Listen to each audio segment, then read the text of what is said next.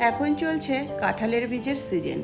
বাড়িতে যেদিকেই তাকাও সেদিকেই শুধু কাঁঠালের বীজ, আর যাই রান্না করছি তাতেই আমার বড়মশাই বলছে কাঁঠালের বীজ দিয়ে দিও। কি বিরক্তিকর বলো তো। কাঁঠালের বীজ ভালোবাসি, তাই বলে সবেতেই কাঁঠালের বীজ কি ভালো লাগে?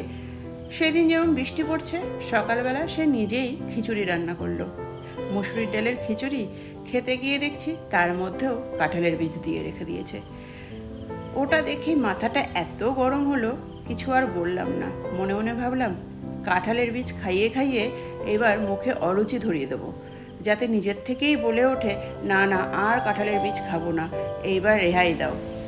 তো সেই ভেবেই আমি আজকে বানাচ্ছি কাঁঠালের বীজের পাতুরি। সেটা হচ্ছে কুমড়ো পাতায়। তার জন্য বীজটাকে একটু সেদ্ধ করে নিয়েছি। এবার বেটে নিয়েছি সর্ষে, একটু রসুন, কাঁচা লঙ্কা, নুন আর চিনি দিয়ে।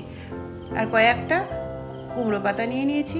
কুমড়ো পাতার ডাঁটিগুলোকে কেটে যে পেস্টটা বানিয়েছি কাঁঠালের বীজের, সেটাকে পুরো পাতাটার মধ্যে এইভাবে মাখিয়ে নিচ্ছি। তারপরে এইভাবে পাতাটাকে ফোল্ড করে নিতে হবে।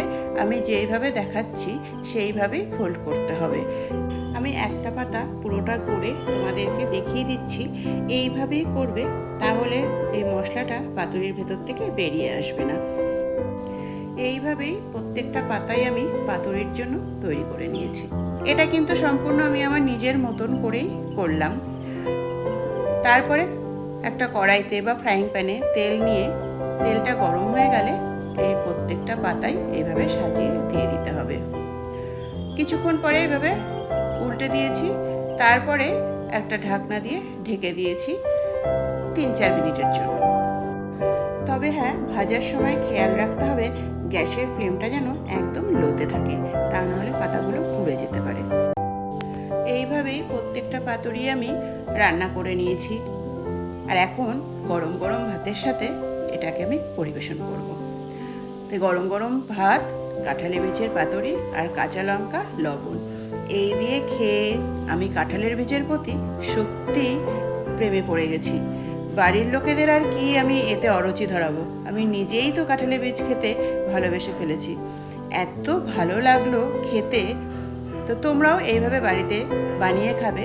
যারা কাঁঠালের বীজ খেতে ভালোবাসো তারা তো ভালো খাবেই, আর যারা খেতে ভালোবাসো না, আমি বলছি এই পাতুরিটা খেলে তোমরাও কাঁঠালের বীজের প্রেমে পড়ে যাবে। এটা খেতে এতটাই চমৎকার হয়েছে। এখন দেখছি আমার বড়মশাইয়ের কাঁঠালের বীজের প্রতি ভালোবাসা আরও দ্বিগুণ বেড়ে গেল।